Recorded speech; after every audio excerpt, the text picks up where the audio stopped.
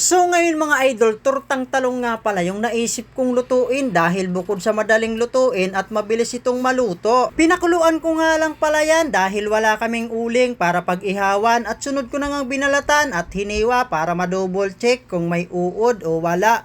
Maganda naman nga pala yung nabili kong talong at napakalalaki pa mga idol at eto na nga nagbati na ako ng itlog. Itlog ko ay itlog pala ng manok mga idol. At sunod ko na ngang ipinainit yung kawali at dinagay ko nga pala dyan star margarine mga idol para mas lalong masarap at malasa. Kaya inumpisahan ko nang ipasok ay iprito pala ang unang talong dahil medyo tanghali na wala pa akong naluluto. At siyempre mas masarap pag baliktaran kaya binaliktad ko na rin mga idol para pantay ang pagkaluto. Aantayin ko nga lang pala to ng mga ilang segundo dahil mabilis lang itong maluto mga idol. At eto na nga luto na, itatransfer ko na sa isang lagyanan. Nang maisalang ko na itong isa pang batch na linagyan ko ng siling pula at sibuyas para mas ganado sa oras ng laban sa pagkainan. O baka naman ibang laban yung nasa isip nyo. So nais ko nga palang magpasalamat sa inyong lahat mga idol dahil running 412 kina po tayo nang dahil po yan sa inyong lahat. Kaya maraming salamat sa patuloy na pagtangkilik at pagsuporta sa aking mga video.